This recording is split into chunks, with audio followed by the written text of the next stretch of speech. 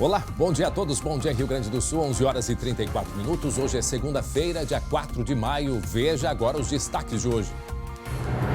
Briga de faca no presídio e foi tudo gravado pelos próprios presos. Já já você vai ver como terminou essa confusão.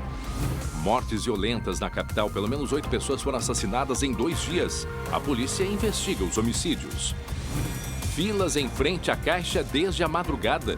Tudo para sacar os R$600 do auxílio. E tem gente vendendo vaga na fila pela internet. A imagem preocupante da seca no estado, estiagem provoca prejuízos. E será que vem chuva? A alegria de uma vez só. 10 pacientes recebem alta e comemoram a vitória contra o coronavírus. O SBT Rio Grande, a sua companhia na hora do almoço, que vai até a 1 da tarde, já está no ar.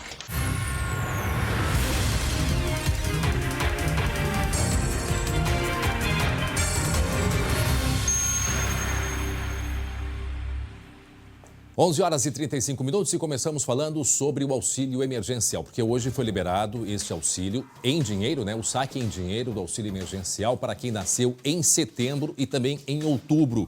E como acontece desde o início dos pagamentos, as agências estão com longas filas, mesmo com a antecipação do horário de abertura. Muitos beneficiários chegaram nas agências, inclusive de madrugada.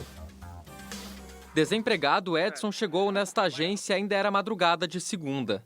Tudo para garantir atendimento na Caixa Econômica Federal. Desde as 4h20 aqui, para não sofrer muito aí. Assim como ele, dezenas de pessoas já formavam uma fila de dobrar a quadra, antes da abertura desta agência da Avenida Bento Gonçalves, às 7 da manhã.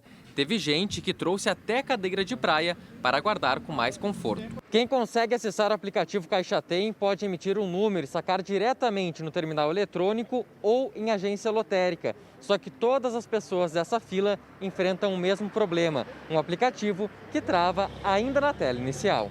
Jorge, de 65 anos, chegou às 6 da manhã. Ele desistiu de emitir o número pelo aplicativo e encarou a fila. Não adianta nada, cai e não adianta. Hoje eu vim aqui na boca do caixa ver se eu consigo tirar, né? Sem emprego e sem aposentadoria, Jorge está precisando de ajuda até para se alimentar.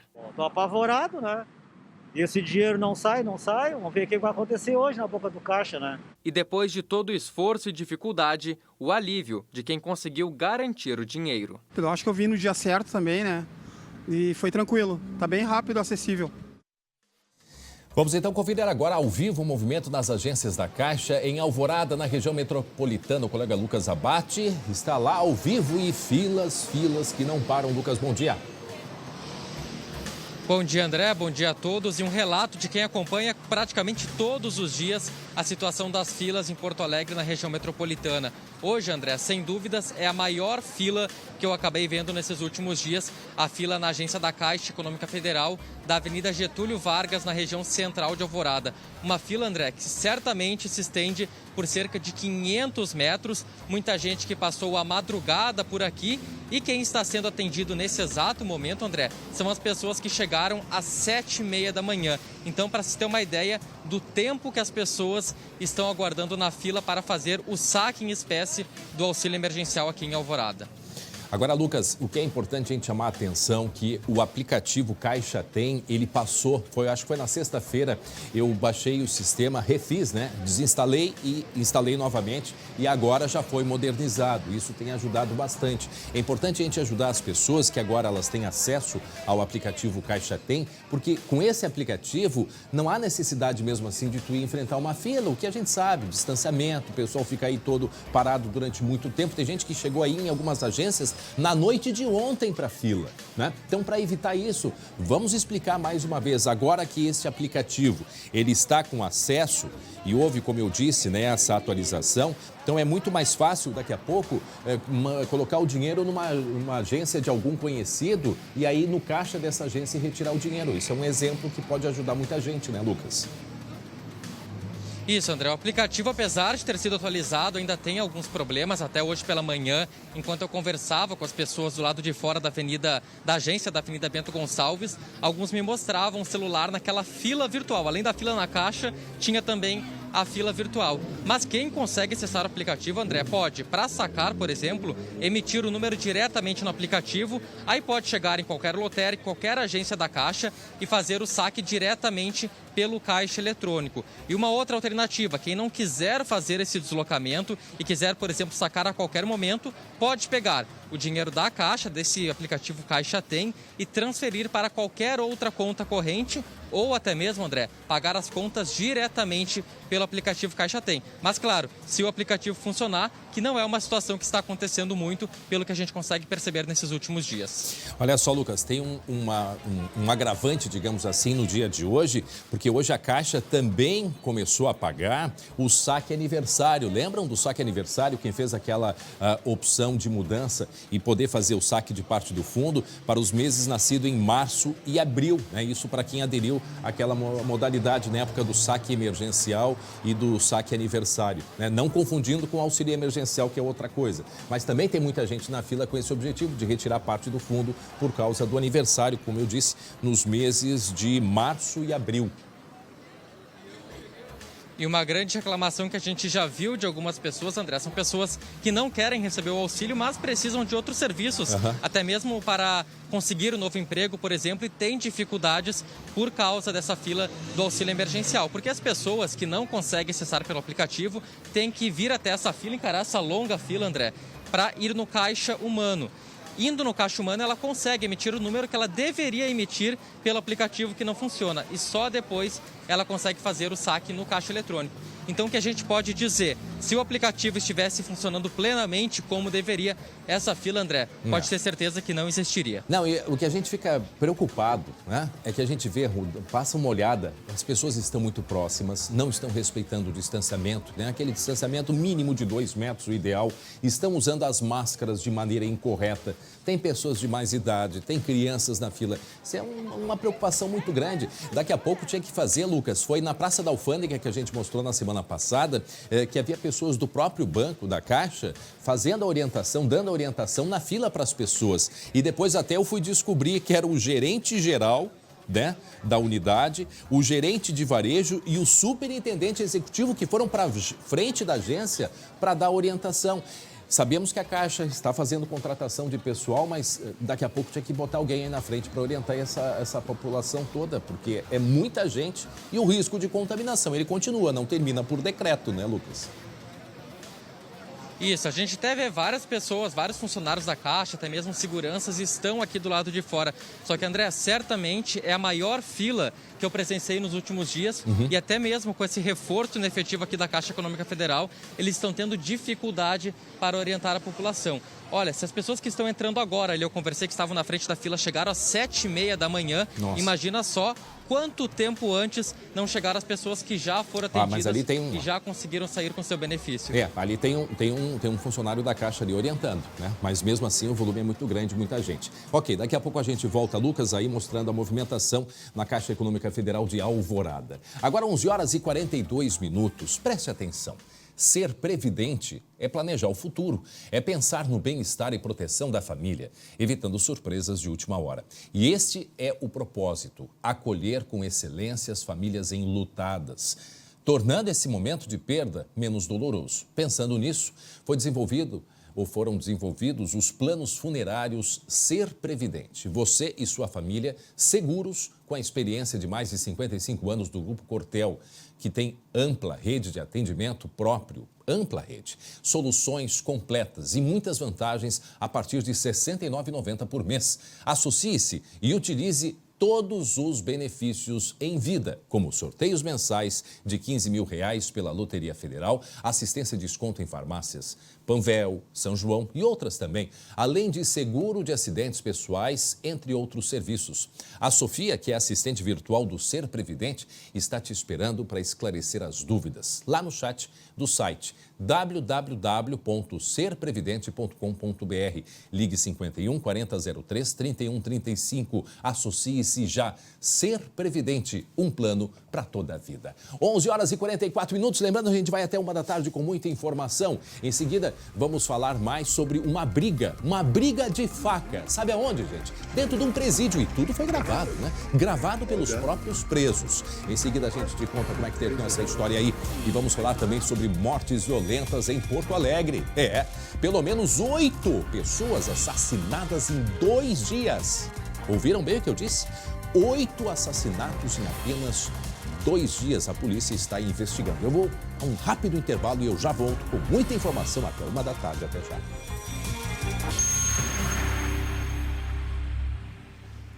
Onze horas e 47 minutos, já estamos de volta com o SBT Rio Grande e você vai ver ainda hoje. Novas informações sobre a briga de faca em presídio e foi tudo gravado pelos próprios presos. A alegria de uma vez só. 10 pacientes recebem alta e comemoram a vitória contra o coronavírus. Você vai ver que, além da paixão por animais domésticos, cuidadores estão buscando ajuda para não deixar os amigos de 4 patas passarem fome. Muito bem, vamos voltar até Alvorada, onde muitas pessoas estão nas filas de uma agência da Caixa Econômica Federal. Gente buscando principalmente informações ou querem sacar o dinheiro do auxílio emergencial, não é mesmo, Lucas Abate? Isso, André, como até havia relatado já, certamente a maior fila que eu vi nesses últimos dias acompanhando a Caixa Econômica Federal. Até onde a nossa imagem alcança, André, já é uma longa fila. Só que passando ainda aquele caminhão, tem mais uns 50 metros pelo menos de fila. E muita gente, André, chegou ainda cedo por aqui, muita gente que está entrando, recebendo atendimento agora, chegou às 7h30 da manhã. E certamente gente passou a madrugada aqui aguardando na fila da Caixa Econômica Federal de Alvorada, na altura da parada 47, na Avenida Getúlio Vargas, André. E a gente vê que a fila continua. Eu achei que estava terminando, mas ela vai embora. Tem muita gente nessa fila aí e mesmo tem uma pessoa da Caixa Federal que está auxiliando ali. E a maioria do pessoal acaba ficando na fila, ou seja, estão procurando atendimento e vão ser atendidos, ou são pessoas que estão indo embora aí, Lucas, pelo que tu consegue acompanhar? Não, são pessoas que ficam e precisam do atendimento, André. A grande maioria que está aqui são pessoas que tiveram dificuldades para acessar o aplicativo e, como não conseguiram acessar, precisaram vir até a Caixa para emitir o número diretamente no caixa humano. Então, por isso essa demora. Olha, as pessoas estão reclamando aí a demora. Deixa eu perguntar aqui, ó. Senhora, quanto tempo na fila? Aqui, ó, o pessoal já há bastante tempo, André. Vamos ver se... Quanto tempo na fila, senhor? Quanto tempo na fila? 1h30 que está me relatando aqui, André, a distância, claro, as pessoas que estão no fim da fila. Imagina... As pessoas que estão lá no início recebendo... As pessoas que estão lá no início recebendo atendimento agora chegaram às 7h30 da manhã. Então, só para se ter uma ideia do tempo que essas pessoas vão aguardar por aqui. E até a gente vê, André, começa a se formar também um comércio informal aqui na região. Sim. Gente vendendo máscara, gente vendendo lanche. Tamanho é o tempo que as pessoas estão aguardando na fila. E o que é importante chamar a atenção, infelizmente, né, com todo o esforço que a gente tem acompanhado aí do governo e da própria Caixa, mas o sistema ainda, né, está com problemas. A gente reconhece que foram em apenas 2 semanas, né, que esse sistema foi feito, mesmo para inscrição, o aplicativo para que fosse feita a solicitação do dinheiro, né, Lucas? E esse outro aplicativo que ele já existia, na verdade, mas ele foi adaptado para, principalmente para quem tem a conta essa digital, quem não indicou na hora da solicitação uma conta e agora precisa retirar esse dinheiro, né, o dinheiro cash, dinheiro vivo. E infelizmente, mesmo, né, a gente mostrou, mesmo com o aplicativo, né, passando por uma atualização, porque agora a gente abre o aplicativo, Lucas, e ele diz assim, ó, ele já, de cara, ele já coloca a função aqui, ó, ele já abre direto, ó, apoiando o Brasil no seu maior desafio. Aí diz assim, ó, sou beneficiário, aí tu clica, sou beneficiário. Aí tu coloca o teu CPF aqui, tu coloca o teu CPF, ó, para continuar, precisamos do seu número de CPF. A partir do momento que tu coloca o teu CPF, ele já diz, te dá a orientação. Até aqui tudo bem. O problema é que daqui para frente as pessoas continuam com dificuldade. E aí o resultado é esse, quer dizer, tudo que não é aconselhável nesse momento que a gente ainda precisa, né? Principalmente agora o distanciamento. Lembrando, 11h52, vamos até 1 da tarde com muita informação. Estamos acompanhando o colega Lucas Abate, que está circulando, agora está em Alvorada, mostrando filas enormes na Caixa Econômica Federal, que tem aberto mais cedo, né, Lucas? Isso, André, abrindo às 8 horas da manhã, mas isso a gente consegue ver, não foi suficiente para amenizar o tamanho da fila. Agora, André, a gente chegou no final da fila, então dá para se dizer assim, chutando por cima, que pelo menos uns 300 metros de filas as pessoas estão encontrando por aqui. Todas elas, André, pessoas que tiveram dificuldade no aplicativo. A gente vem acompanhando no último dia, entra no aplicativo Caixa Tem e fica uma tela inicial em que é criada uma fila virtual. E fica até um contador que começa uma contagem regressiva a partir de 1 minuto e quando chega no 0, volta para o início. Então, até a gente ouviu na minha reportagem um pouco mais cedo a situação do Jorge, por exemplo, que ficou até a madrugada tentando acessar o aplicativo, desistiu e decidiu ir até a fila da agência da Caixa para tentar garantir esses R$600. Pois é, aí a gente segue uma própria orientação da Caixa Federal, né, e do governo dizendo que pelo aplicativo, né, se consegue fazer pagamento, se consegue fazer transferência, o que facilitaria muito, né? Uma pessoa que não indicou, foi criada essa conta, né, virtual, ela pode fazer uma transferência, ela pode movimentar como se fosse e é uma conta normal, só que é lógico, é uma conta temporária por causa desse período do auxílio emergencial. Então isso ia facilitar e muito, mas infelizmente, depois que coloca o CPF, o pessoal não consegue ir adiante. E o resultado é esse, a gente compreende, as pessoas precisam comer, precisam viver, precisam pagar as contas, e aí tem que ir para a fila. E, infelizmente, filas enormes, o que é totalmente contra o que a gente, né, vem pregando e vem pedindo para que as pessoas mantenham a distância. E mais que isso, as pessoas não estão com dinheiro na mão, né, Lucas? Não estão com dinheiro, André. Elas precisam do dinheiro. As pessoas, tem muita gente que está vindo sacar esse dinheiro justamente para ir pagar alguma conta depois. E muitas pessoas, André, são aquelas que desistiram da fila virtual do aplicativo. Sim. E decidiram vir para a fila real e acabaram encontrando essa situação. André, importante a gente repassar quem deve, né, acessar o aplicativo Caixa Tem, que são as pessoas que não indicaram a conta em banco para receber esse auxílio emergencial de R$600. Então, muita gente que está aqui são as pessoas que ou não tinham conta em banco ou acabaram não indicando a conta num primeiro momento e precisaram baixar o aplicativo Caixa Tem e enfrentam essa dificuldade. Agora, quem indicou uma conta no primeiro momento ou já tinha uma conta vinculada à Caixa ou Banco do Brasil, não precisa se preocupar porque o seu dinheiro está garantido. Esse é apenas para quem não indicou nenhuma conta. Muito bem, daqui a pouco então a gente volta a conversar com o Lucas Abate, que está acompanhando aí a movimentação, e a gente, né, a nossa equipe está tentando um contato com a Caixa Econômica Federal também, a nossa produção, para ver se a gente tem alguma resposta, né? Apesar que a resposta tem sido a mesma, que o sistema está sendo trabalhado para que facilite o cidadão que está precisando de dinheiro, mas infelizmente o resultado tem sido esse. Deixa eu ir lá para a redação, vamos às notícias da redação. A Secretaria de Administração Penitenciária confirmou que esse vídeo aí, gente, olha aí a imagem. Ringue dentro de um presídio aqui no Rio Grande do Sul. Isso foi na sexta-feira, uma briga de facas entre 2 presos que aconteceu no presídio de Santa Rosa, na região noroeste. A gente vai até a redação, porque a Lu Coleman tem todos os detalhes. Oi, Lu, bom dia. Bom dia, André. Bom dia para o pessoal de casa. Pois é, essa imagem circulou aí nas redes sociais, né? Esse vídeo, inclusive, foi gravado dentro de uma cela, ou seja, o pátio se transformou num ringue e quem gravou foram os próprios presos, né? E aí a gente vê exatamente 2 detentos brigando com facas, provavelmente facas longas.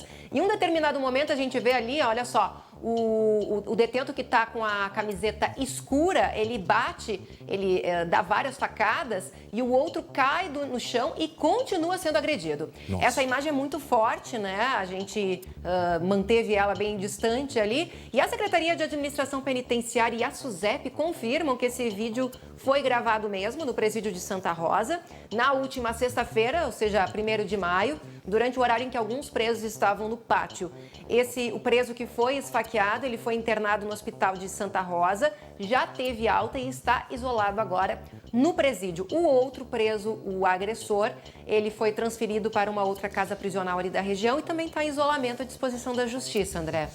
Bom, a briga até a gente compreende que pode acontecer dentro de um presídio. O que a gente continua não compreendendo são 2 situações. A primeira, que eles estavam com um estoque, né? Uma arma artesanal. Já começa por aí, como que isso entrou. E outra, Quem é que estava gravando as imagens? Um celular ali, né? Um telefone celular dentro do presídio. Então, são questões que, infelizmente, é difícil a gente conseguir resolver como que entra num presídio armamentos, telefones, baterias, com toda a fiscalização que é feita pelos agentes penitenciários. Infelizmente, isso ainda continua acontecendo, Lu. Virou rotina, né, André? Nossa. Rotina nas nossas casas prisionais.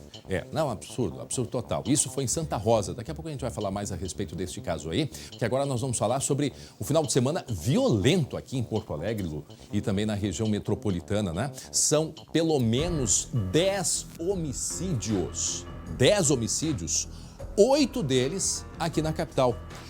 Eu vou conversar com o Lucas Abate de novo, O Lucas Abate, para dar a explicação para a gente, o que a polícia tem falado sobre esses crimes que aconteceram. E casualmente, bem no finalzinho aí, no início do relaxamento da quarentena, essa criminalidade toda. Será que tem a ver alguma coisa com a outra, hein, Lucas? Pois é, André, foram 8 assassinatos somente em Porto Alegre no sábado e no domingo. E além desses, outros 2 na região metropolitana, um aqui em Alvorada e outro também em Gravataí. Eu conversei um pouco mais cedo com a delegada Vanessa Pitres, que é diretora do Departamento de Homicídios de Porto Alegre. Ela disse, André, que foi um dos finais, se não o final de semana mais violento de Porto Alegre neste ano, que não se via tantos homicídios em Porto Alegre desde o ano passado. E isso, André, claro, não dá para traçar uma relação direta, mas pode ter alguma situação envolvendo a soltura de presos por causa do coronavírus. E não são os assassinos, André. São pessoas que estavam na cadeia e estavam marcadas. Estavam marcadas por facções, acabaram saindo e foram mortas do lado de fora. E agora, André, a polícia investiga a relação entre esses 8 crimes de Porto Alegre. Claro que um pode ter sido resposta a outro. E deve ter algum tipo de relação com o tráfico, será, hein, Lucas? Muitos deles, talvez, né? Certamente, André. Até teve 3 crimes que chamaram mais atenção, que foram duplos homicídios.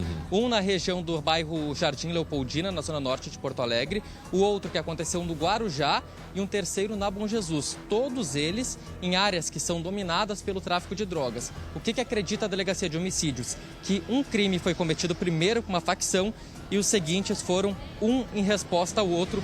Por isso, o final de semana muito violento e acendendo um alerta também na polícia, porque sempre vem uma resposta. E o medo da polícia é que, como teve tantos crimes no final de semana, seja também uma semana violenta na região de Porto Alegre. Não, e a gente já mostrou na semana passada, né, Lucas? Nós tivemos aí soltura de presos na região do Vale dos Sinos, mais presos soltos, tudo em função da pandemia. Ao todo já se soma aí pelo menos 4.000 presos no Rio Grande do Sul que foram soltos, apoiados, beneficiados pela pandemia, para não correr o risco de pegar a pandemia dentro dos presídios. Aí eles foram liberados, como se do lado de fora não tivesse. Eu sempre digo, do lado de dentro é mais seguro. Mas enfim, foram soltos. E mais que isso, o perigo dessas pessoas soltas para todos nós. A violência, ela é inevitável que aconteça, Infelizmente, eles não saem de lá recuperados como gostaríamos e como até deveria ser,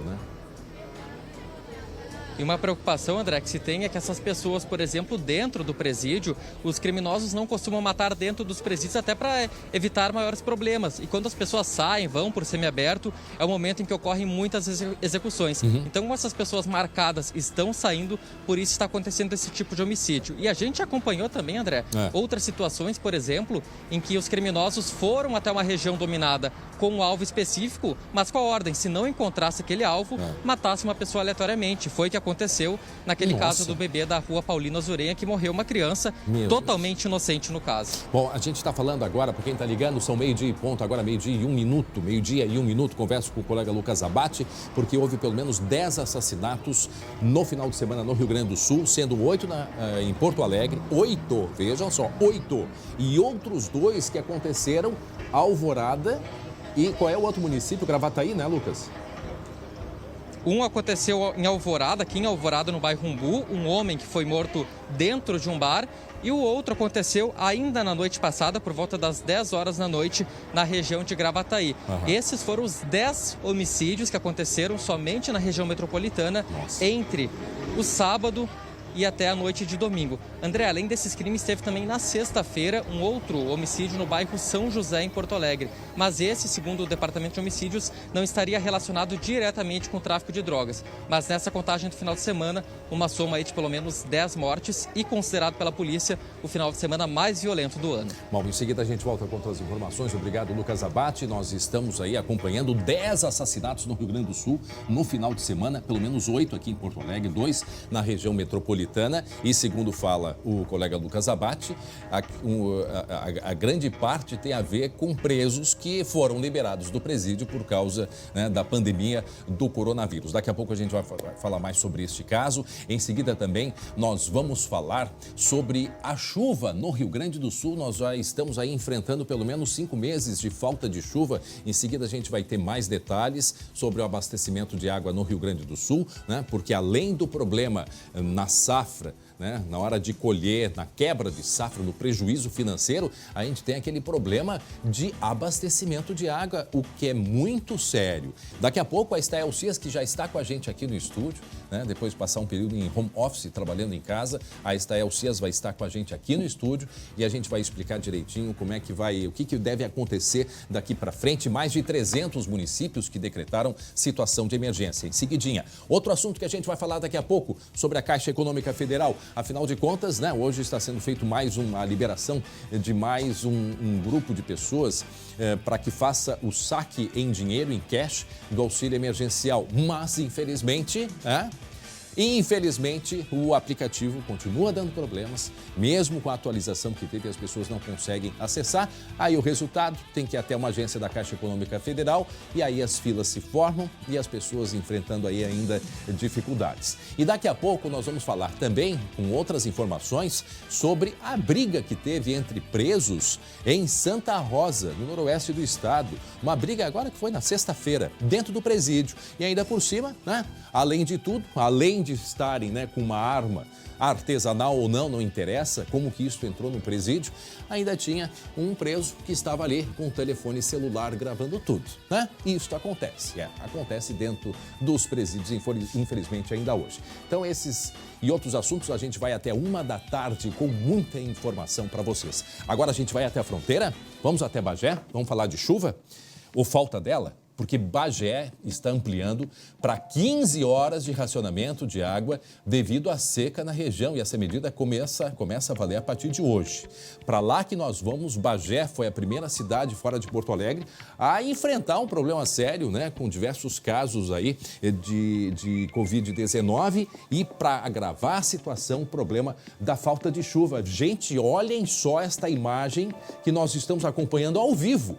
O colega Andrei Rosseto está numa barragem onde a altura onde ele está, né, deveria estar coberta d'água. E olha a gravidade da seca na região. Andrei Rosseto, boa tarde, Andrei. Boa tarde, André. Boa tarde a todos. Isso mesmo, eu estou literalmente dentro da barragem Sangarrasa, principal barragem, André, que abastece a cidade aqui na região da Campanha, os 120 mil habitantes de Bagé aqui na região da Campanha. Só para ter uma ideia, a água aqui, André, ela costuma chegar lá onde estão aquelas pedras, ó. Nossa. Lá é a margem da barragem. Então eu estou dentro aqui da barragem, a barragem está 6 metros abaixo do nível normal, né? Nos últimos 3 meses choveu menos da metade do esperado aqui na cidade. E aí a gente olha aqui, parece que tem água, né, André? A gente olha, mas tem água na barragem. Negativo. Se baixar mais 2 metros aqui, a prefeitura tem que parar a captação. Por quê? Porque tem lama embaixo. E aí as bombas não conseguem fazer o trabalho delas com lama. Então, situação muito delicada aqui em Bagé. A barragem está chegando no limite, a principal barragem. Então, o que acontece? A cidade de Bagé está com racionamento há 42 dias, André. Então, agora passou de 12 horas, a partir de hoje, 15 horas de racionamento. As pessoas os bairros foram divididos em 2 setores. Mas o que acontece? A prefeitura aqui reclama que as pessoas não poupam água, não economizam. E não é só aqui em Bagé, a gente sabe que muita gente não dá valor para a água. Olha essa situação aqui, e aí a gente vê que não tem como não dar água, não dar valor para um bem tão rico que a gente tem aqui. Então, a conscientização administração da Prefeitura também vai começar uma campanha, agora essa semana, de economia da água, além do racionamento, uma campanha de conscientização. Ainda não é a pior seca, André. A pior seca foi em 1989. Mas se a Prefeitura se baixar 2 metros ou menos, 1,5 metro aqui, a Prefeitura vai ter que parar de captar água. E aí o sistema pode entrar em colapso. E aí é muito complicado, porque a cidade já vem em estado de calamidade por causa dos casos da Covid-19. Pois é. E está em situação de emergência por causa da seca. Então, a Fundação Nacional, uma informação aqui, a Fundação Nacional de Saúde, a FUNASA, ela vai destinar 29 milhões aos municípios gaúchos que decretaram situação de emergência devido à seca, André. O dinheiro pode ser usado para a perfuração de poços, redes de água e equipamentos. Na agricultura, a Federação da Agricultura do Rio Grande do Sul estima uma quebra de safra de quase 50% nas lavouras de soja e milho. As perdas podem chegar a 10 milhões de toneladas. A situação gravíssima aqui em toda a região da campanha, mas Bagé, particularmente, é conhecida por causa das grandes secas que enfrenta. E aqui, essa cena da barragem aqui, o nosso repórter cinematográfico Jairo Cristofari está mostrando, é impressionante, porque a gente olha, ainda tem água, mas a lama, metade disso é lama, então se não chover, e provavelmente a estimativa é que chova muito pouco, né? A situação vai se tornar muito preocupante. É o que a gente vai saber agora, viu, Andrei? Impressionante. Eu fiquei impressionado de ver essa imagem, gente, imagem ao vivo. O colega Andrei Rossetto está mostrando junto com o Jairo Cristofari esta imagem ao vivo, lá de Bagé, desta represa Sangarrasa, né? Sangarrasa, que é o nome da represa. E vejam, eu repito, dá para abrir um pouquinho mais a imagem? Deixa eu mostrar a imagem ali do Andrei, só para vocês terem noção de onde que deveria ter água, segundo mostra aqui o Andrei Rossetto. Abre um pouquinho, pede para o Jairo abrir a imagem aí, Andrei. Eu quero te mostrar junto. Isso. E para mostrar essa margem à esquerda ali, ó. Vejam que aqui deveria ter água, gente. Aqui deveria ter água, que são 6,5 metros abaixo do nível normal. Vejam a diferença. Eu aqui, André. Te sente dentro de uma piscina. Estaria completamente, completamente submerso. Eu estaria nesse local aqui, eu estaria completamente submerso e lá naquela marca branca, lá adiante, fica onde a represa chega, ó. Aqui, ó. Aquela marca branca é a metragem. Aqui, ó, tô mostrando exatamente. Tô mostrando aqui, né, um poste que tem aí, né, um medidor, digamos assim, aqui que deveria estar. Isso, é um medidor, medidor. Isso aí. Obrigado, Andrei Rossetto. Deixa eu conversar com a Estael Cias. Bem-vinda mais uma vez dentro do estúdio com a gente, Estael. Rapidamente, Estael, essa situação, a gente vê que tem nuvens escuras ali na região de Bagé. Essa situação vai dar uma aliviada a partir de agora? Vai chover ou não?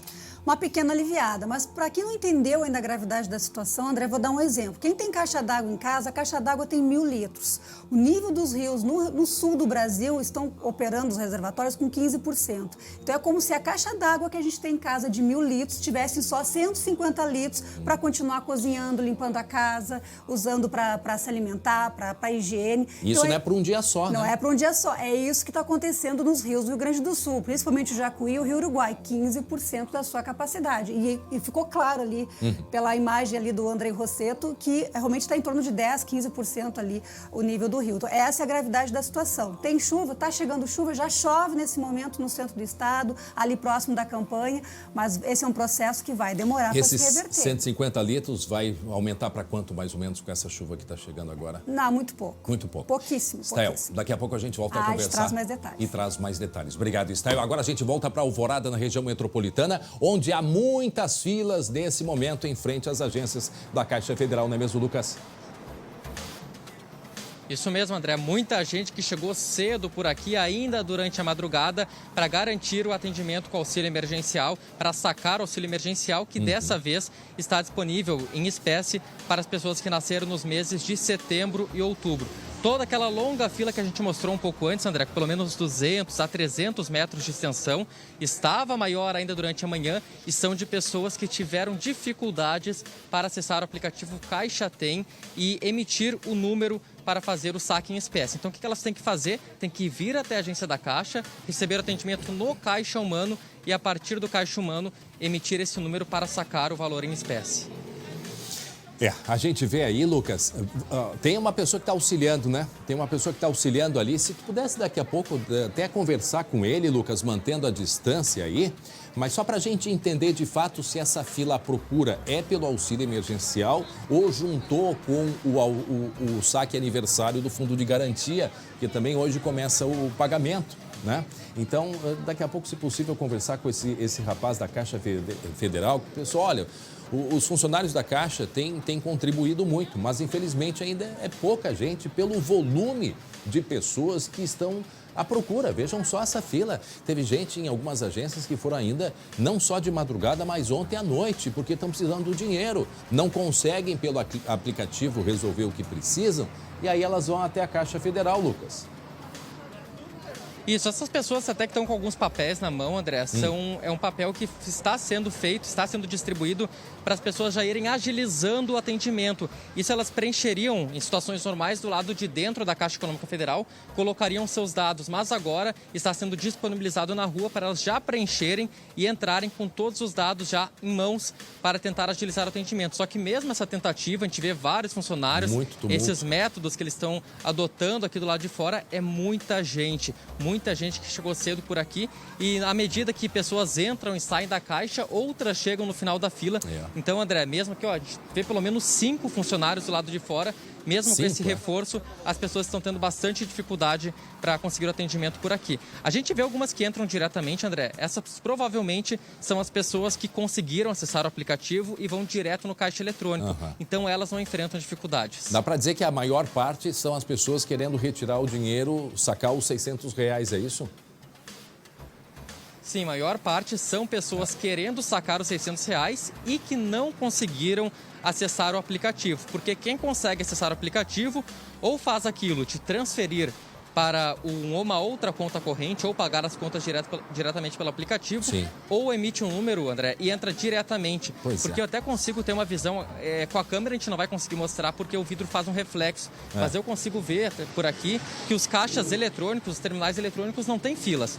E seria o ponto onde as pessoas fariam um saque se o aplicativo funcionasse. Pois é, veja só a dificuldade. E aí tem um outro problema, Lucas, porque o governo não vai começar a pagar a segunda parcela, enquanto que o pessoal ainda da primeira parcela não recebeu. Só que o sistema, né, o aplicativo não está ajudando. O sistema não está ajudando. Assim, a gente compreende, a procura é muito grande. São milhões de acessos. Semana passada foram mais de 200 milhões, mais que a população brasileira, ok? Mas o resultado a gente está vendo aí. Então o governo não vai pagar a segunda parcela, enquanto que a primeira turma ainda não recebeu, Lucas. E vale lembrar, André, que na verdade essas pessoas que estão aqui já tiveram o benefício aprovado. Então, em tese, elas já receberam esse valor. A dificuldade mesmo está sendo na retirada desse valor, porque o dinheiro delas está separado e, na verdade, foi essa condição que colocou o governo, que queria terminar de pagar, de disponibilizar esse dinheiro para toda a população antes de conseguir pagar a segunda etapa. E a gente lembra até que foi feito esse calendário de pagamento pro saque, um calendário para retirada em espécie, e agora está chegando no final. Hoje é setembro e outubro, amanhã novembro e dezembro, então termina essa primeira fase para o saque em espécie. Um calendário que foi criado com a intenção de evitar aglomerações, só o que a gente vê, André, efeito totalmente contrário.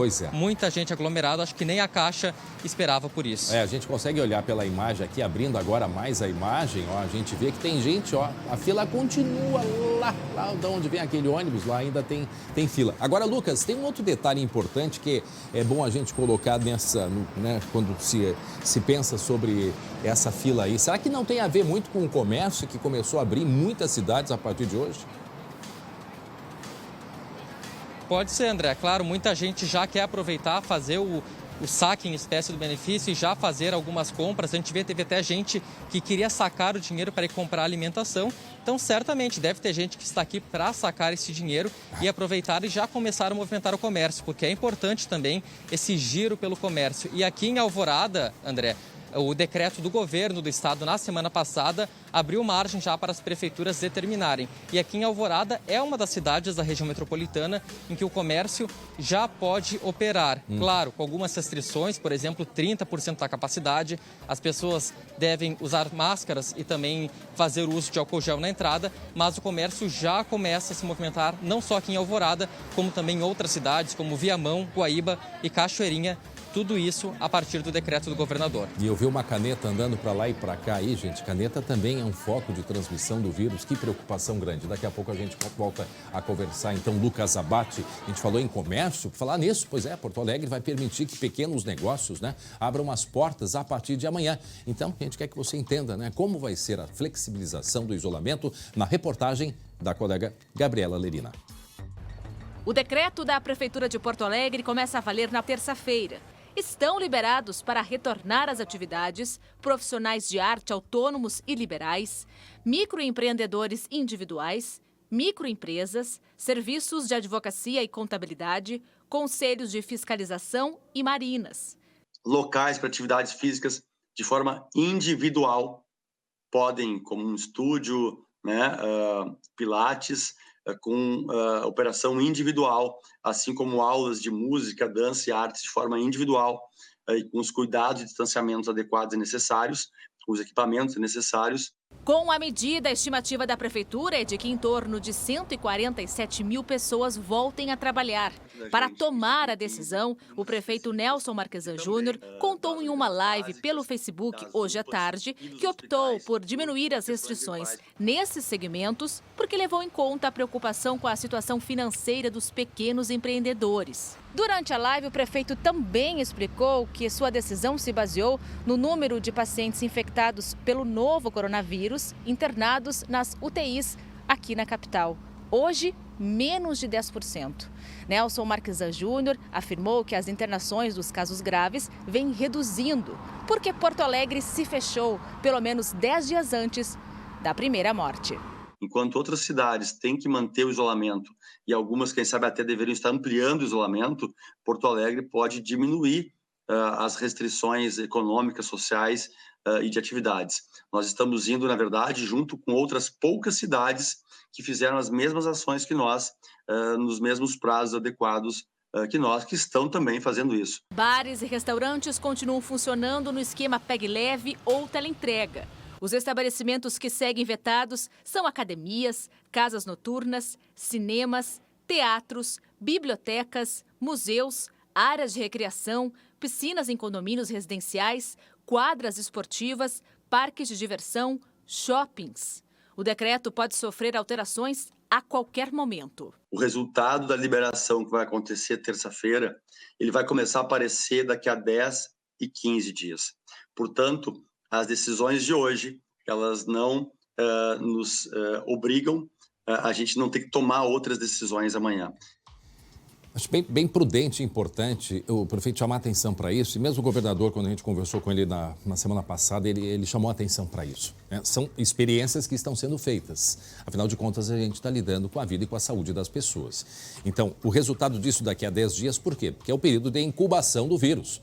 Então, essa é a preocupação, com as aberturas que se tem a partir de agora, como é que vai ser daqui a 10 dias. Então, as medidas podem voltar, o governo pode retroceder, tanto municipal quanto estadual, se os números não forem satisfatórios e o vírus circular e muita gente for contaminada. Então, por isso que é importante o cuidado, Afinal de contas, os números são bastante expressivos. Vamos dar uma olhadinha agora ao vivo aqui, olhar para a tabela da Secretaria Estadual da Saúde.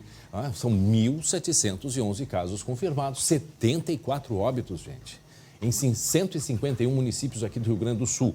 A última atualização agora há pouco, olha só, Porto Alegre mais 2 casos. Vejam Passo Fundo, há um problema muito sério na região norte, na região dos vales, ali do Vale do Taquari, Lajeado, por causa de frigoríficos. São pelo menos 5 frigoríficos que as pessoas, onde tem um surto, Tem um surto nesses frigoríficos e agora mais 4, chegando a 190 casos em Passo Fundo. Lajeado também, problema com frigorífico, mais um caso confirmado. Bento Gonçalves, mais um e por aí vai. Não sei se mais para baixo tem algum número expressivo em alguma outra cidade. Porque aqui, mais 2 ali em Estrela, Também ali, Estrela, do lado de Lajeado. Farroupilha, mais um. Vamos descer mais um pouquinho. Mais 2 em Bom Retiro do Sul, mais um em Torres. Vejam só, em Torres, mais um. Fazia tempo que não tinha caso em Torres. Teutônia, que é também ali na região dos vales. mais um em Iguaíba, mais um em Saldanha Marinho. Então essa é a preocupação, gente, a partir de agora. A gente procurar manter, né, aquelas regras e orientações importantes e necessárias, né? O uso de máscara, lavagem de mãos, não ficar trocando caneta, que nem a gente viu agora na fila da Caixa Federal, que isso é, né, um foco de contaminação.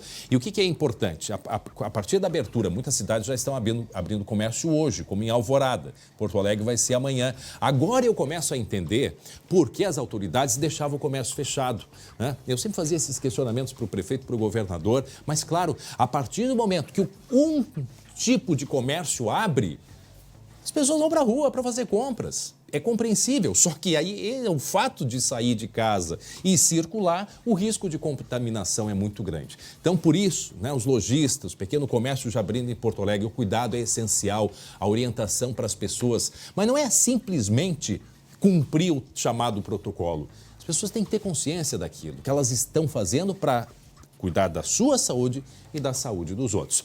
E olha, falando nessa abertura aí da economia, né, de algumas lojas já a partir de hoje, em alguns municípios em Porto Alegre, a partir de amanhã, como é importante a gente ter cuidado com o nosso dinheiro, né? E olha só que bacana, alunos da URGS, né, eles anunciaram aí um projeto para ajudar na educação financeira da população durante esse período de pandemia. E a ideia é auxiliar no controle de despesas. Na reportagem, os detalhes. O projeto tem 3 frentes. Em uma delas é possível trocar dicas e experiências através de uma plataforma online. O site hospedado dentro da página da Faculdade de Ciências Econômicas da URGS tem tabelas para organizar as contas da casa, ideias para pequenas empresas e espaço para divulgação de iniciativas que auxiliam na redução de gastos. Nosso objetivo principal é estar atuando junto às pessoas para que elas possam se organizar, ter informações, ter orientação em relação às suas finanças pessoais. Uma pesquisa que também é desenvolvida pelo projeto busca identificar o comportamento das famílias diante das finanças. A partir desses resultados, a plataforma vai dar dicas mais específicas para ajudar todo mundo a vencer os desafios que surgiram com a pandemia.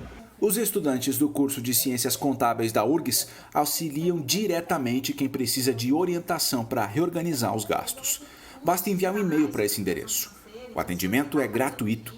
Além disso, nós reforçamos a importância da educação financeira e de que esses controles eles devem ser mantidos sempre e não somente nesses momentos de instabilidade.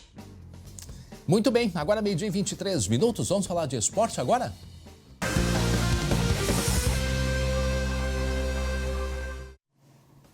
E é com ele que nós vamos conversar em home office. Jeremias Werneck. Oi, Jeremias. Boa tarde, Jeremias. Tudo bem? Tudo bom, André? Boa tarde para ti, boa tarde para todo mundo que está ligado no SBT Rio Grande. Para?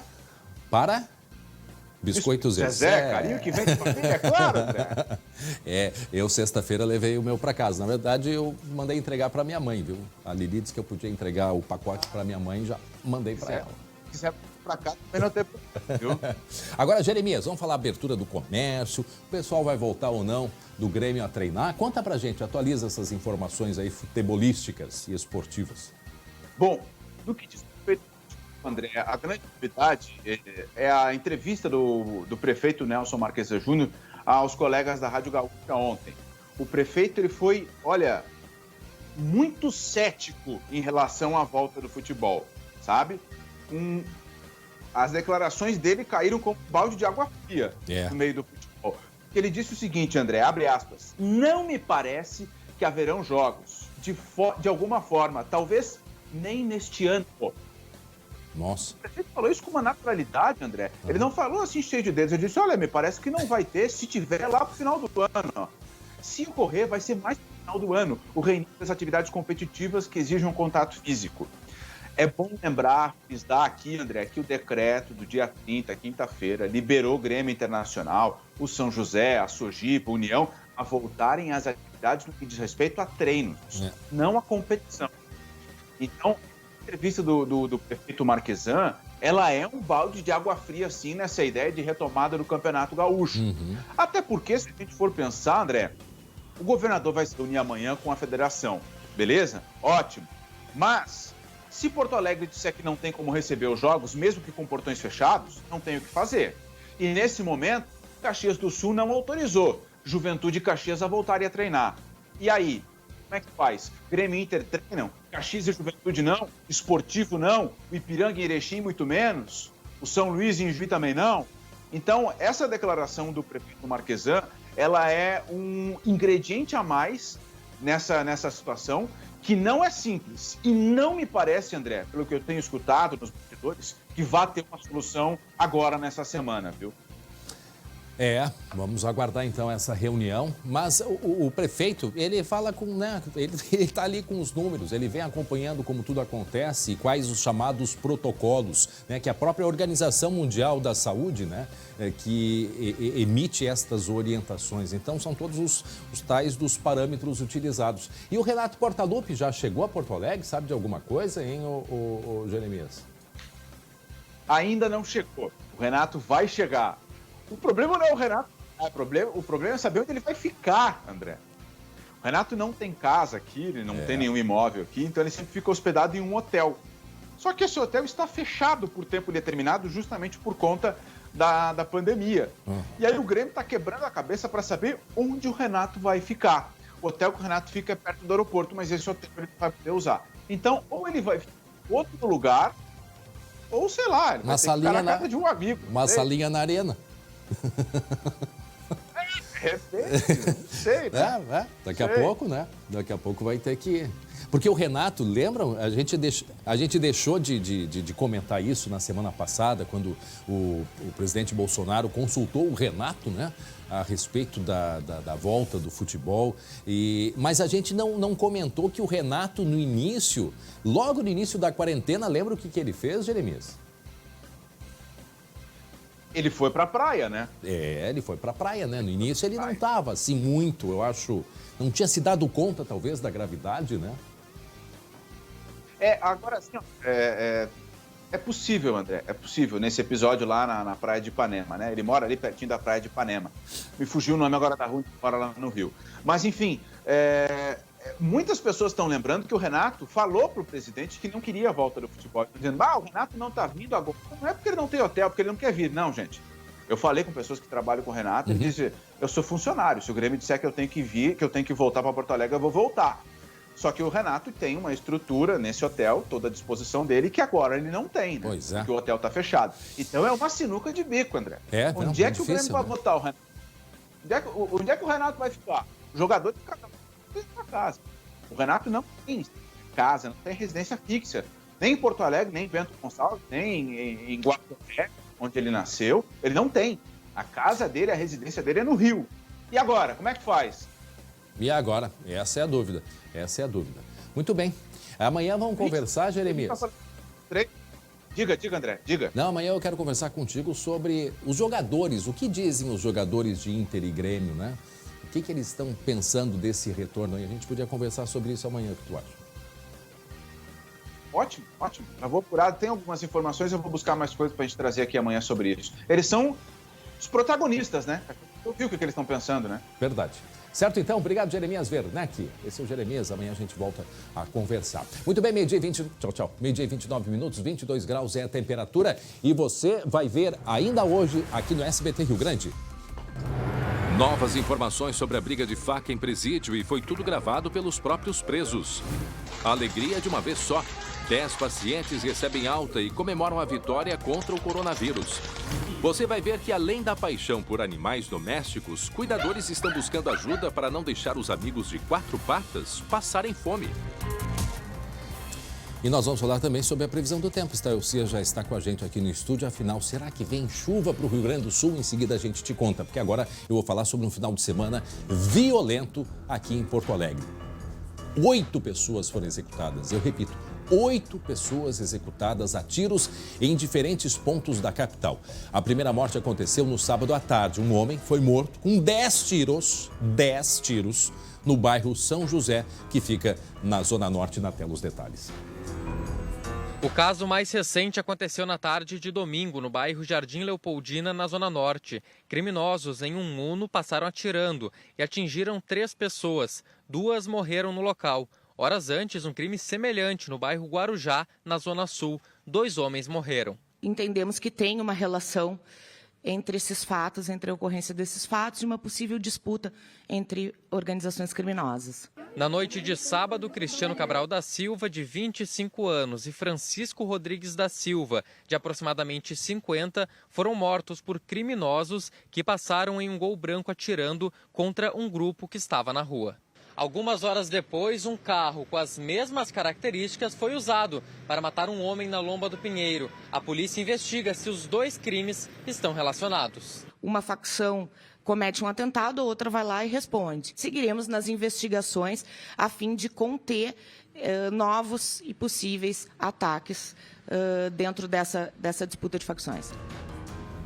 E olha só, uma família de Santana do Livramento foi mantida refém ontem, domingo. Eles estavam numa chácara, né, na zona rural da cidade, quando os criminosos com roupas da Polícia Federal chegaram tocando o terror, não é mesmo, Luciane Coleman? Pois é, provavelmente, né, André, eles tinham informações privilegiadas, sabiam que nessa chácara moravam, enfim, a família proprietária de um supermercado de Livramento.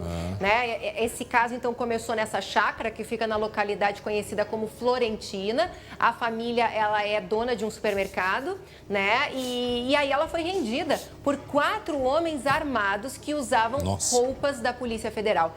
3 reféns foram obrigados a ir até o supermercado na picape, uma Toyota Hilux da própria família. Aí, chegando lá, foram obrigados a abrir o cofre e depois foram presos no banheiro. Enquanto isso, o restante da família foi levada no outro carro dos criminosos e soltos no caminho.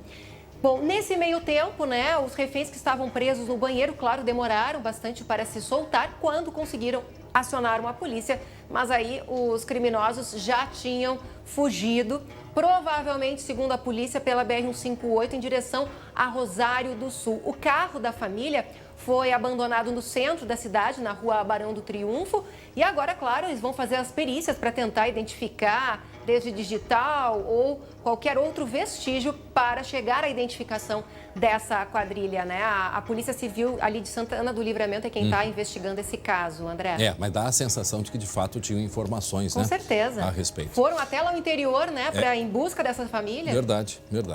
Bom, e outro assunto, a Polícia Rodoviária Federal apreendeu uma carga de produtos eletrônicos avaliada em R$150 mil.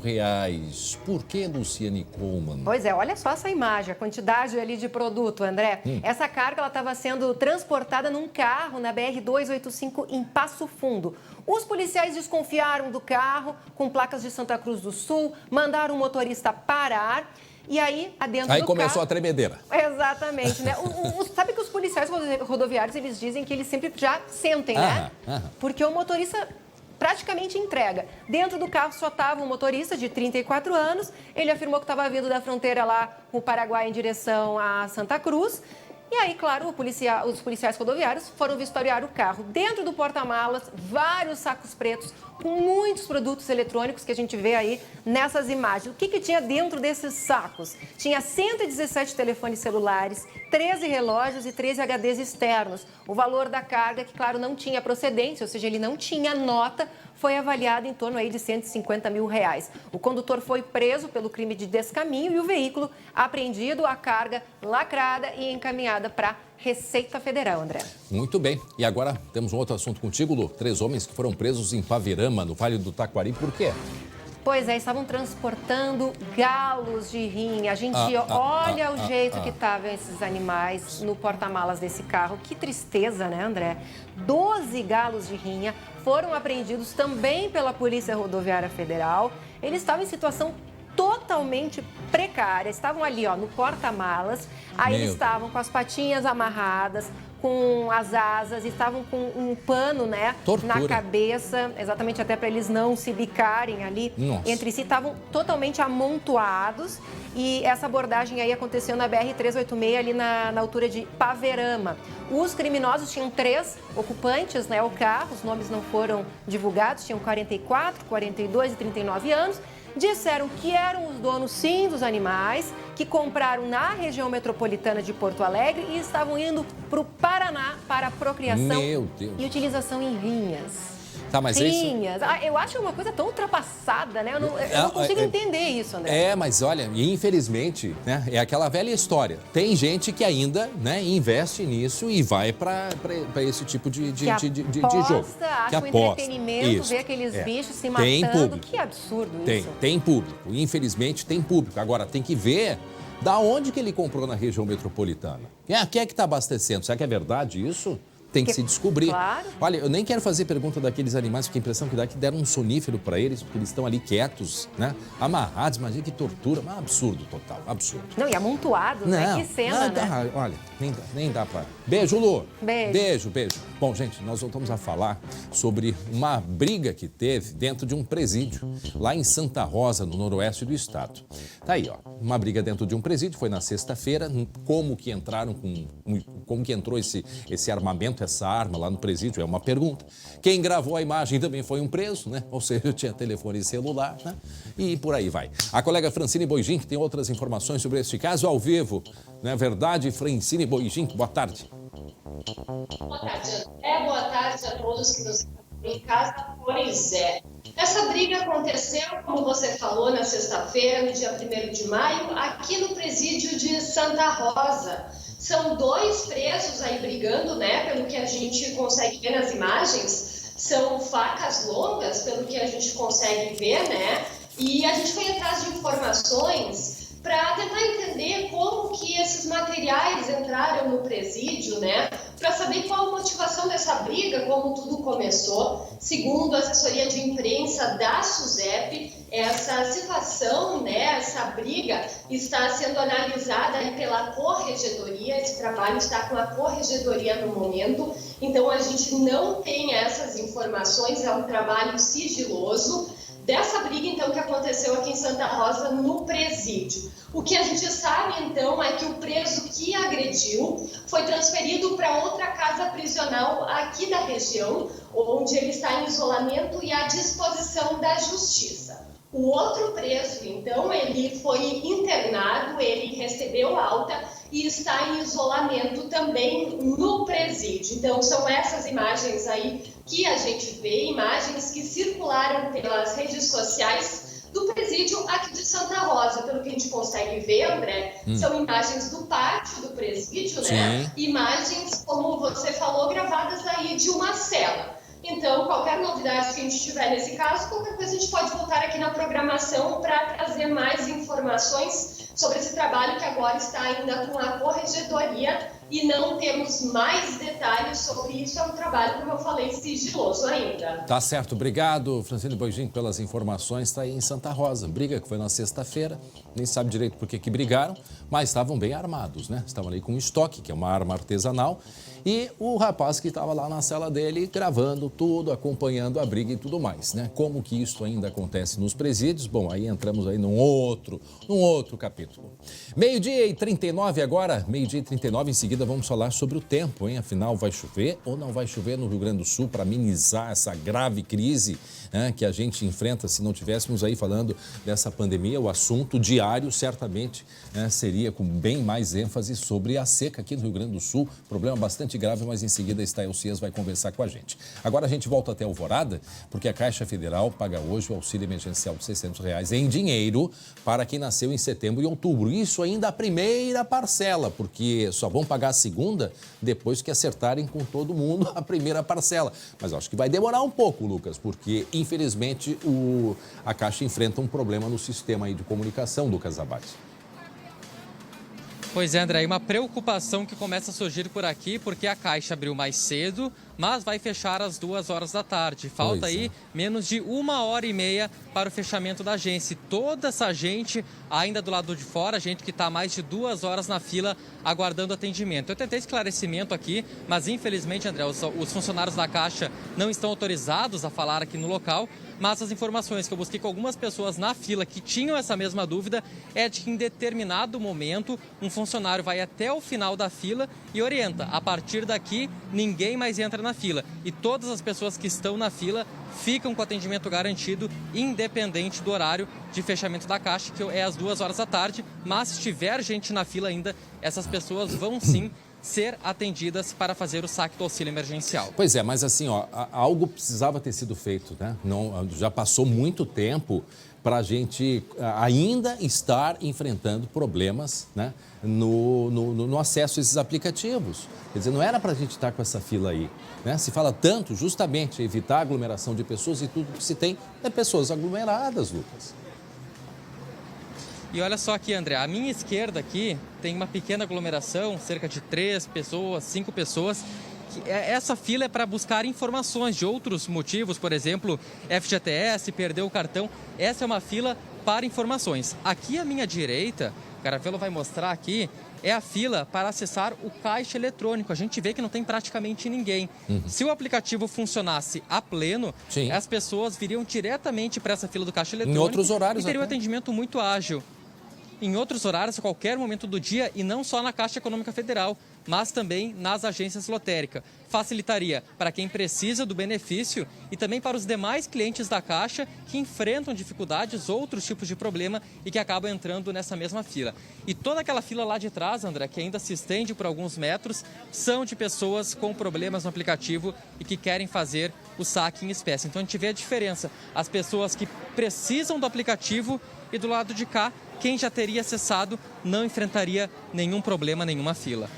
Pois é, e é um problema que se repete, Lucas, não só aí na Caixa Econômica Federal em Alvorada, mas Alvorada é um dos maiores problemas enfrentados pela população que não consegue, né? Não consegue acessar. E olha que a Caixa, foi feita uma liberação, mesmo quem não tem internet, consegue acessar esse sistema. E infelizmente, mesmo assim, já eles fizeram no final de semana a atualização do aplicativo Caixa Tem e mesmo assim com dificuldades porque o acesso é muito grande. E não se tem nenhuma perspectiva, né, Lucas, para resolverem esse problema. Nenhuma. Não, por enquanto não. Até a orientação da Caixa sempre é para as pessoas terem paciência e tentarem em outros horários do dia. E a barriga e a fome tem paciência, hein, Lucas? E aí, André, entra também um segundo problema. Digamos que uma pessoa consiga, durante a madrugada, acessar o aplicativo da Caixa e emitir o número para fazer o saque diretamente no caixa eletrônico. Esse número, André, tem validade de apenas 2 horas. Então, se a pessoa conseguir durante as 4 horas da manhã, por exemplo, chega aqui e encontra alguma fila, ela não vai conseguir fazer o saque, ela vai precisar novamente entrar no aplicativo e vai encontrar aquela fila virtual. Então, essa fila que se tem são pessoas que estavam na fila virtual, desistiram sem qualquer perspectiva, tentaram por dias na fila virtual e acabaram desistindo e enfrentar essa fila já para sair com dinheiro em mãos e já conseguir consumir ou até mesmo pagar as contas. Essa senha que o aplicativo passa, né? Ela ainda continua por validade de 2 horas, Lucas? Sim, 2 horas é a validade dessa senha, que se eu não me engano são 5 dígitos. Como é que seria o procedimento normal, André? A pessoa entra no aplicativo Caixa Tem, diz, quero sacar R$400, coloca lá R$400 e vai receber uma senha. Ela vai chegar aqui no caixa eletrônico, sem qualquer tipo de cartão, sem qualquer documento, e vai colocar essa senha e já vai sair com o dinheiro em mãos. Isso no mundo ideal, se o aplicativo funcionasse. Pois é. Como as pessoas não conseguem, elas têm que enfrentar aquela fila e ao invés de dizer para o aplicativo que querem sacar R$400, elas têm que entrar e falar para um caixa humano. Tenho auxílio, quero sacar R$400. E aí sim, o caixa humano vai dar a senha que ela deveria emitir pelo aplicativo. A questão, né, Lucas, é que o ideal mesmo seria a pessoa chegar com o seu CPF e fazer a solicitação. O problema, o medo é esse, que alguém utilize o CPF de outro. E por isso, a necessidade de ter esse código para que as pessoas façam, sempre que for fazer a retirada, porque tu pode retirar os 600 ou não, né? A pessoa pode escolher. E aí, então, seria o ideal isso, só o CPF, mas não há possibilidade. Não, infelizmente a gente sabe, tem muitos golpistas por aí, os dados muitas vezes acabam sendo corrompidos, então até uma questão de segurança que as pessoas tenham que emitir no aplicativo esse valor, esse número para sacar o valor, por uma questão de segurança, porque a gente sabe, André, os dados estão aí, as pessoas conseguem facilmente, os golpistas conseguem facilmente cadastro das pessoas. A gente viu até aquela situação na Restinga, se eu não me engano, que inventaram um boato que quem fizesse o cadastro poderia ganhar cesta básica. Sim. Então foi uma medida de segurança, porque a gente sabe que os estelionatários estão em alerta com essa situação, com esse dinheiro circulando. Aliás, foram 36 mil tentativas, né, de acesso, sem falar dos 70 mil presidiários que tentaram o auxílio, mas pelo menos, não, são 32 milhões de pessoas que tentaram ganhar e elas não tinham direito a esse valor. Um outro problema enfrentado em filas, né, Lucas, é a venda de senhas, né? O pessoal que vai lá cedinho, né? Vai cedinho na fila e aí ele vai lá e vende aquele espaço para as pessoas, né? Até isso se faz. Pois é, o pessoal parou de vender senha em posto de saúde e agora começou a vender senha na fila da Caixa. A gente tem uma situação em Sapucaí do Sul em que uma pessoa foi até a fila e anunciou num grupo de Facebook a venda do seu lugar por um valor aí, acho que se não me engano, de R$60. Ou seja, André, 10% do benefício, uma taxa aí que foi cobrada pelas pessoas. E eu tenho certeza, muita gente desesperada, a gente viu gente com fome na fila, gente que precisava pegar o dinheiro para imediatamente comer. E certamente essas pessoas, nessa situação de vulnerabilidade, seriam capazes de pagar para acessar a fila numa posição um pouco mais favorável. Pois é, agora a expectativa que a gente tem, Lucas, porque amanhã, hoje é uma faixa que pode retirar esse dinheiro cash, né? O dinheiro vivo. Amanhã já é um outro grupo. E esse pessoal que não foi hoje, certamente o que não conseguiu hoje, vai ter que voltar amanhã. Também vai tendo um acúmulo de pessoas que não conseguiram retirar no dia que era marcado, né? Amanhã vai ser aberto para as pessoas de novembro e dezembro, será a última fase.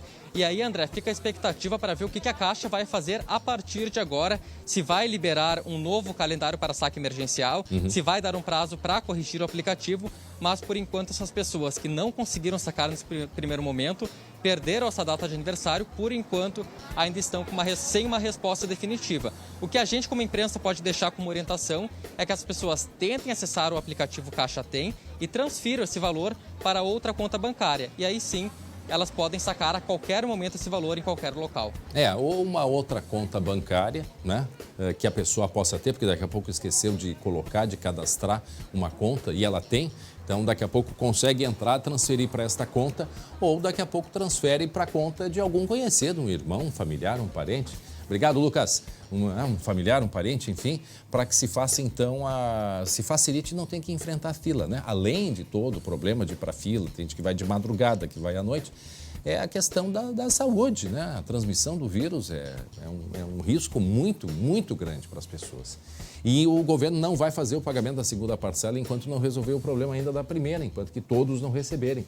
Então, a gente até compreende, foi atualizado ali o aplicativo Caixa Tem, mas o acesso é muito grande, são milhões e milhões de acessos, sem falar daqueles que nem precisariam utilizar esse aplicativo, e as pessoas estão tentando usar porque acham que é através dele. Não, tem gente que já tem um dinheiro que já foi depositado, ou por quem indicou, ou quem tem o Bolsa Família, por exemplo, já é depositado naquela conta tradicional. Então é isso, né? Aí acaba provocando um acúmulo muito, mas muito grande. Bom, gente, vamos até a Serra agora ao vivo? O Guilherme Fadanelli está nos acompanhando porque a gente vai falar com ele sobre a falta de chuva, né? Que já atinge 7 a cada 10 municípios, ou seja, 70% dos municípios com dificuldade de água aqui no estado. São 346 municípios que decretaram situação de emergência por causa da falta de água. Destes, 241 tiveram o decreto, né, homologado, ou seja, aprovado. E 216 tiveram, então, o decreto reconhecido. Os números são do último boletim da Defesa Civil. Além de afetar a produção agrícola, a estiagem, né, que se arrasta aí desde novembro, já ameaça o abastecimento de água em algumas cidades. Outras informações ao vivo com ele, Guilherme Fadanelli. Boa tarde, Guilherme. Boa tarde, André. Boa tarde a todos. Nós estamos em Garibaldi, município aqui da Serra. Neste ponto onde a nossa equipe está, deveria estar coberto de água. É a barragem que abastece Garibaldi. Ela está com 2,10 metros abaixo do nível normal. E o abastecimento de água para a população aqui, André, só continua sem racionamento porque foram acionados 15 poços artesianos. Só assim para manter o abastecimento de água aqui para a população, que deve ter o uso consciente, uso racional de água. Em Caxias do Sul, a situação é um pouco mais complicada na área rural. Por lá, cerca de 14 mil propriedades enfrentam falta de água, os açudes secaram e a prefeitura está fazendo o abastecimento com caminhões-pipa e, inclusive, doando caixas da água. Nas 5 represas que abastecem Caxias, os níveis ainda são aceitáveis, variam de 60% a 90%. Porém, o que já se perdeu de água nesses últimos meses, André, daria para abastecer a cidade por 3 meses com toda a tranquilidade. No Rio Grande do Sul, como você disse, várias cidades com decretos, de situação de emergência, Bagé, lá na região da Campanha, com racionamento de água já há mais de um mês, e todas as 25 bacias hídricas do estado também já estão aí com níveis que despertam aí a nossa atenção. Para encerrar, André, minha participação aqui da Serra, hoje pela manhã nós estivemos em Farroupilha, que é outro município que decretou situação de emergência, e as imagens lá assustam. Nossa. O chão da barragem, ali o solo da barragem está todo rachado. Estão 5 metros abaixo do nível normal.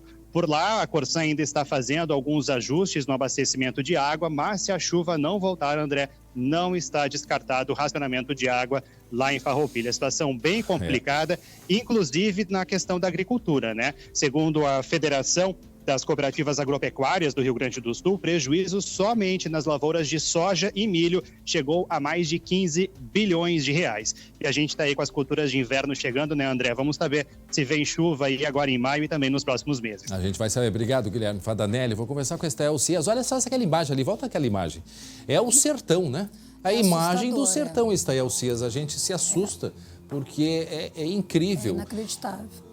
Estael, vem aqui mais aqui, nesse plasma aqui, a gente vai conversar, mantendo a nossa distância, sempre, louco para dar um abraço dos colegas, mas por enquanto não dá. Estael, vamos falar dessa, olha só, tá aí a imagem. Realmente é assustador. A gente tem uma perspectiva de melhorar um pouco a situação aqui no estado, Estael?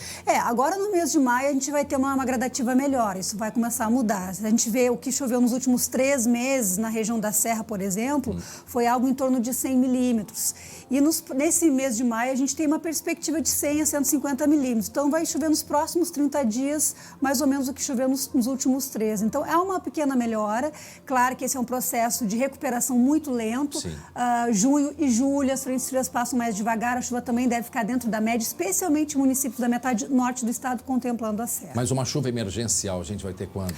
Nas próximas horas. Não sei se a produção consegue colocar para nós a animação da imagem de satélite, que é o que está acontecendo agora. Tem instabilidade chegando no Rio Grande do Sul, chegando lá pela fronteira oeste, já está chovendo na região central, ali na região de Santa Maria. Essas áreas coloridas aqui são as nuvens carregadas que estão chegando ao Rio Grande do Sul. Então, por enquanto, agora, no começo da tarde, a chuva fica restrita justamente aqui. A campanha, lá a gente mostrou Bagé com Andrei Rosseto, a região da fronteira oeste, região central, e essa instabilidade vai chegar à serra entre hoje à noite e a terça-feira. Para amanhã, a perspectiva aí sim da chuva abranger áreas da metade norte do Rio Grande do Sul, com perspectiva de volumes que devem ficar na casa de 40 a 50 milímetros. É 1/3 da média do mês todo, então é um volume até razoável de chuva em 24 horas.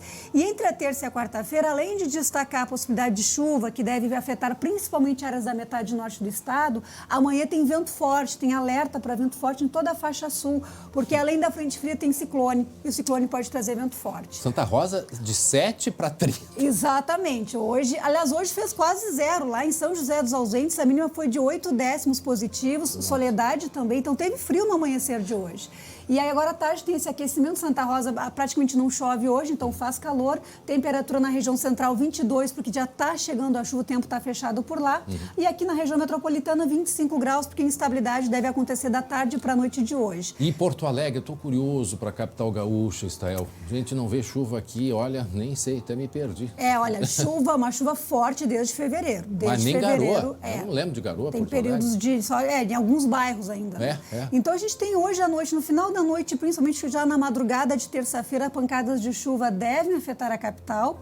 Amanhã, boa parte do dia com nuvens, o vai e vem da chuva, volumes ainda baixos. E depois o destaque é a queda na temperatura. Segunda metade desta semana, a partir de quinta-feira, tem frio intenso, marcas negativas e há risco de geada no estado. E na semana que vem tem chuva de novo, segunda e terça? Volta a chover semana que vem. Então tá, obrigado, Estael Cias. E agora a gente tem que falar do Aquífero Guarani. A gente tem um reservatório de água tão grande e enfrenta tanta dificuldade de abastecimento da água. Um beijo grande para ti. Obrigado, Estael Cias. Agora, faltando 5 para 1 da tarde. Olha só uma informação que a nossa produção acabou de apurar. A Promotoria de Lajeado está pedindo a interdição total de 2 frigoríficos, o Minuano e BRF, né? E afirmou que os focos de contaminação se deram por lá. Por que eu estou falando sobre isso? Eu até, agora há pouquinho, até tinha pego aqui essa informação, porque há uma preocupação muito grande aqui no Rio Grande do Sul pela contaminação que partiu como focos frigoríficos. Inclusive em São Leopoldo, mais de 20 contaminados eram funcionários de frigoríficos em Lajeado. Então, olha só, foram confirmados nos frigoríficos JBS de Passo Fundo, BRF de Marau, BRF de Lajeado, Minuano Lajeado, Nicolini Garibaldi, JBS de Garibaldi, BRF Seravina Corrêa e JBS de Trindade do Sul e mais a Agronelli de Itapejara. O que acontece dentro dos frigoríficos? Essa é a preocupação, portanto. Muito bem, vamos falar agora sobre a alimentação de animais de rua, que tem sido uma preocupação frequente para os protetores, né, os tutores, durante a pandemia do novo coronavírus. E no Fala Comunidade de hoje, você vai conhecer a dona Denise, que além da paixão por animais domésticos, também busca, de todas as formas, não deixar os amigos de 4 patas passarem fome. E o Fala Comunidade de hoje está aqui no bairro Agronomia. Com isolamento social, algumas famílias estão tendo problemas em alimentar os seus animais domésticos. A gente vai estar mostrando aqui a Denise que é uma guerreira, tá? E ela vai estar contando pra gente como ela vem fazendo para driblar este problema, não deixando os animaizinhos com fome.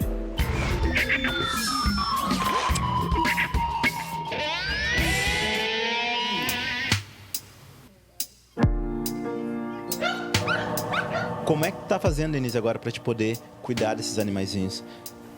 Agora diminuiu, né? O serviço diminuiu, tudo com sacrifício, né? Porque eu compro comida para eles, os meus comem ração, né? Os da rua comem comidinha que eu faço para eles, né? E devido a essa pandemia, né? O pessoal tá largando bastante animais na rua também. Quem doava raçãozinha, quem dava raçãozinha para cães e gatos na rua, hoje está difícil, eles não querem sair para a rua. As pessoas têm que lembrar que os animais comem todos os dias, sentem fome todos os dias, né?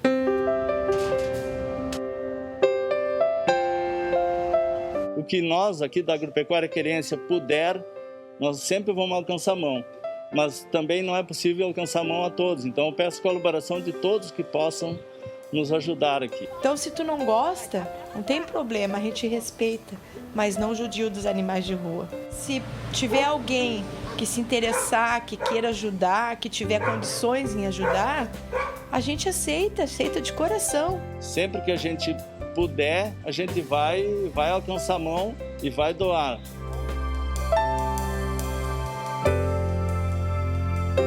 Tu tá aqui na tua casa, tu pensa o que aquele animalzinho vai comer lá, se não é eu.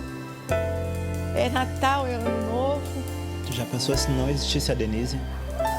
Eu penso isso. Penso muito isso.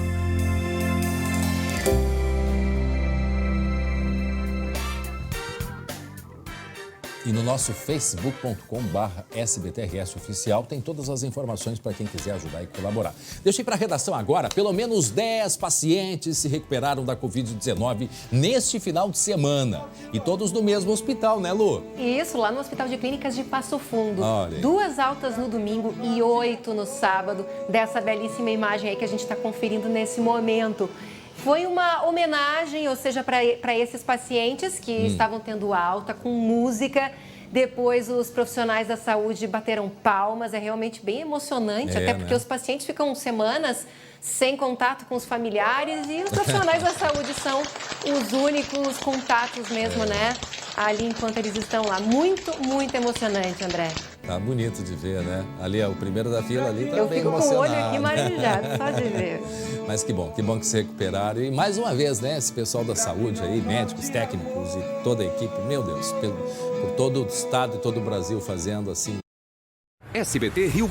Lu, beijo grande, até amanhã. Até amanhã. É às 19h20, a segunda edição com não é com o Marcelo hoje, né? É com o Glauco Paza. Tchau, até amanhã, gente.